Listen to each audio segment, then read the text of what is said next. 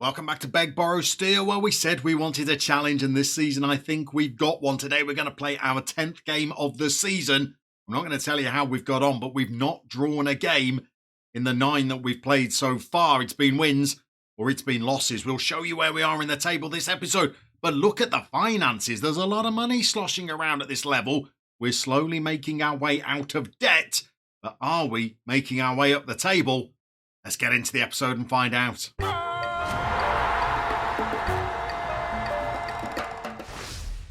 Before we show you our form, let's update you on this kitten because moves are happening with Zoolander. I don't know what's been going on. Somebody behind the scenes has been dabbling in the dark arts, I think. We accidentally added him to the bench for one of our early league games. We submitted our team and got a message saying one of our players would have to be registered. We clicked straight away that it must have been Zoolander because we weren't able to register him ourselves because we weren't paying him £1,400 a week.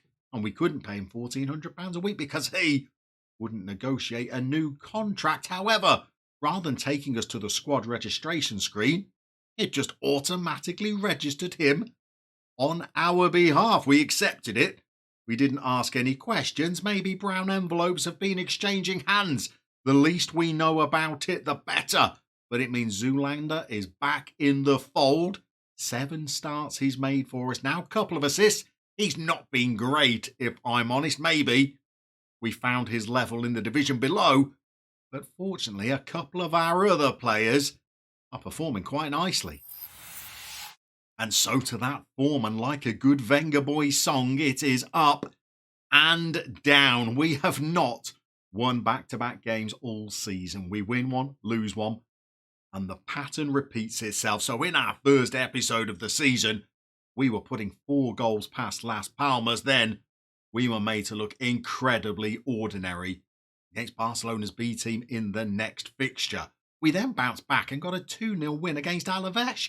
They are a decent team. In fact, when you load up the game at the start of the 2021-22 season, they're in the top division. So that was a great win. But then we were 3-0 down against Ibiza, who were the team that were winning the division that we were in last season. We got a couple of late goals back, but we looked ordinary once more. But then we played another very decent team in Extremadura, and we beat them. We then went down to Eibar before beating Real Zaragoza, as in former European Cup winners, Real Zaragoza. We beat them 1-0, but then we played a team that really wasn't that great, and we lost 2-0 to them before bouncing back in our most recent fixture, and we looked good. They did score a late-ish goal, but we were good value for this win. But we've brought you back for a big one today. We're not going to try and fob you off with a soft episode where we get an easy win against a semi-decent team. Today we've come back for a local derby, not against Barcelona, but the next best thing. We're going to be taking on Espanyol. They've got a 40,000 capacity stadium. I think we're selling out our 6,000 capacity stadium. This is a club that have got 4 Copa del Rey trophies in their trophy cabinet. I think they're going to be a tough opposition to play today. They are 4th in the table, but look at this.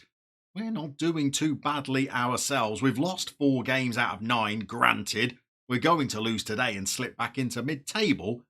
But as things stand, we're clinging on to the final promotion playoff spot. Why?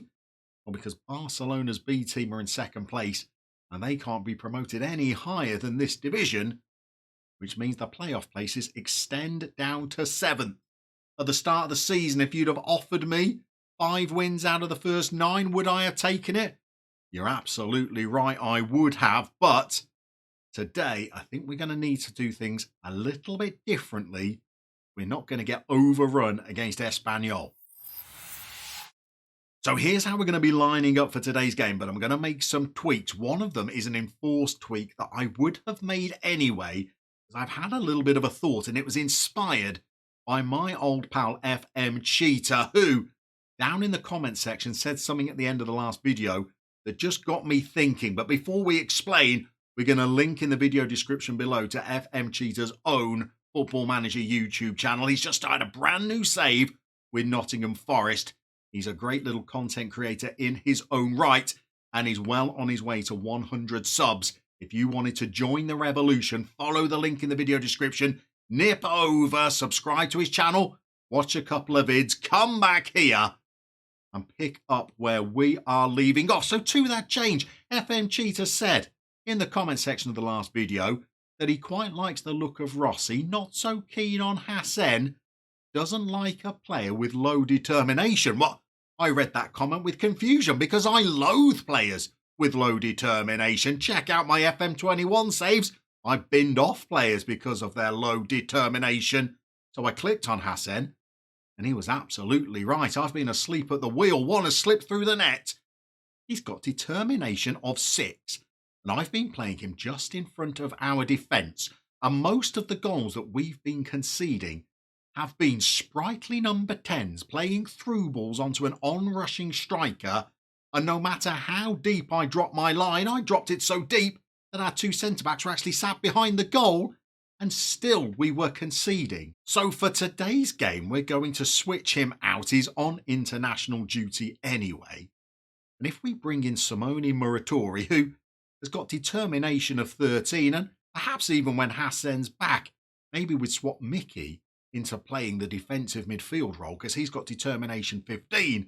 And we're interested today to see whether having somebody that actually cares playing in front of the back four, will it help us be a bit more compact and solid and close down people in attacking midfield positions that have been slicing through our defence like the proverbial hot knife? So this is how we're going to line up today. By the way, the star of the show so far has been Alessandro Rossi. 9 games, 8 appearances. He has looked hot to trot so far. Some of the other players, not so great, I'm afraid. Lionel Ferroni has proven, well, we may as well have kept Guti because he's been pretty wretched. And don't be fooled by Bruno Gelfi. He's got 4 assists and a goal, but he's either red hot or sub-zero, I'm afraid. He throws in the odd decent performance, punctuated by some woeful, terrible, abject performances. We'll see what kind of performance he tosses in today. So we're going out there, we're going to be playing Espanyol. It's going to be an incredibly tough tie, even though we are the home team. We'll make one more change to the bench. We'll get Hassan out on international duty. We'll see you out there for the kickoff.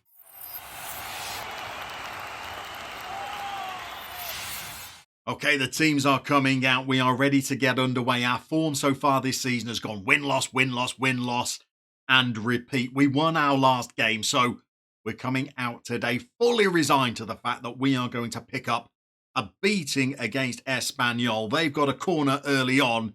In fact, Delia probably should have scored from that effort, but she headed it over the bar, and we are racing through the highlights already. We've got Espanyol riding pretty high towards the top of the table. Ibiza, the team that were promoted with us last season, they're looking good. Malaga looked fine. Barcelona B had some electric players when we took them on. But now, today, we're at the 42-minute mark. We're 0-0 so far, but we've tempted fate, and we've got a highlight coming. They've got the ball on the edge of our box.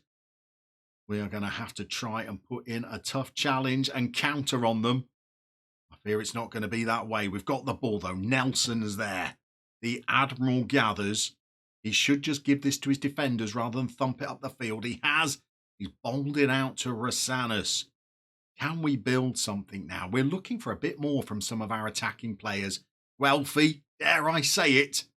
Even Zoolander, we're looking for a bit more from. Ross has been solid so far this season. He's gone around the keeper. He's slotted it past the Espanyol custodian, and 2 minutes from time, the boys have worked something rather nice. Who's getting the assist for this? It's KC.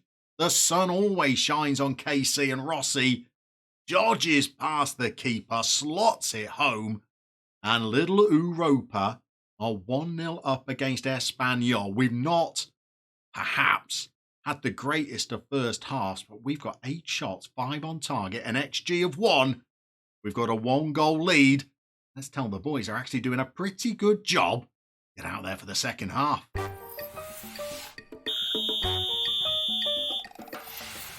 Okay, we are back underway. Fitness is not too bad. Mickey and Zoolander are two to keep an eye on, though. Mickey in particular played a lot of football recently. We're up to 60 minutes. We've got ourselves a corner kick. It's come to absolutely zip. And Lander clumsily ambles after the ball. We've got it to Big Dave Hermanez. Gelfie's actually put in a good ball. We're looking for a flag there. I think we're going to a VAR review. Rossi looked like he went pretty early. They're checking it. Is it FM21? It's not. It's FM22. My goodness. VAR has awarded a goal. We didn't have VAR in the lower two divisions. I've not experienced the sweet bliss of thinking a goal is offside, it being referred to the TV reviewer upstairs, and us actually getting away with it. And I'll hold on 1 second because we are now 2-0 up against Espanyol. This should put things to rights, though, because now Espanyol are coming at us and they've got the ball down the sides of us. And they've got the ball in and they've lashed one home. Javi Puedo. Well, we snoozed on that, shouldn't we? We should have gone straight defensive as soon as we went 2-0 up. Instead, we were waxing lyrical because we got one over VAR. And now the game is more finely poised at 2-1. We are going to pause it there. I think it's time that we checked on freshening things up and maybe throwing on some more defensive instructions. Okay, couple of changes made. Zoolander's exited. Jordi is on. We've taken Mickey off as well. We brought on Marco Valero. Remember him? He's been out of favour for about 9 seasons since I first signed him on a free. And yet he's still kicking around. He's on a day-to-day contract, I think, by now. But he slipped the ball out to Ferroni. Ferroni's been the nobody so far since we signed him. Has offered absolutely nothing. He's looked woeful. Worse than that. He's looked abysmal, but he's got forward from left back and slung across in there. We're now getting towards 75 minutes. On 80, I think we make our final change. Will we still be ahead when we get there? They've got a free kick. This looks ominous. We're looking for the Admiral. We're looking for him. He done absolutely nothing. And from 2-0 up, a 25-yard blockbuster ties it up for Espanyol. This is a fair old way out. What is the Admiral doing? Lord Nelson, absolutely nowhere. Okay, rather than tightening things up, we're now looking at maybe either shutting up shop to take a point, or are we going to go for it? We're going to go and have a little think, make our final change, see what happens in the final 10. Okay, final change made. We've taken off that left back. He was on a 6.3. Must be bad when you're bringing on Insua because he's no good either, as the forgotten man Valero tests their keeper. This fullback we've bought. Well, my goodness, he makes the heart yearn for Guti, and Guti was terrible. He has been woeful. Perhaps one of the worst signings I've made for Europa. But we got no choice. We've not really got any options. We could play Insua, but there's a red card waiting to happen every game. And we've drawn 2-2 with Espanyol, a point against one of the biggest teams in the division. Well, before the game, that looks decent. After the game, when you were 2-0 up, not quite so solid. Well, let's look at the positives. We've stopped our run of win, loss, win, loss. Now we're on to win, draws. Do you know what? That's not the worst form in the world. Where are we in the table? We're clinging on to 7th. We're in striking distance of 4th. Time to go out and play a few more games. By the time we come back, well, we'll be nigh on halfway through the season. We'll be able to better assess where we're standing in our first season at the second level, Eggborough Steel.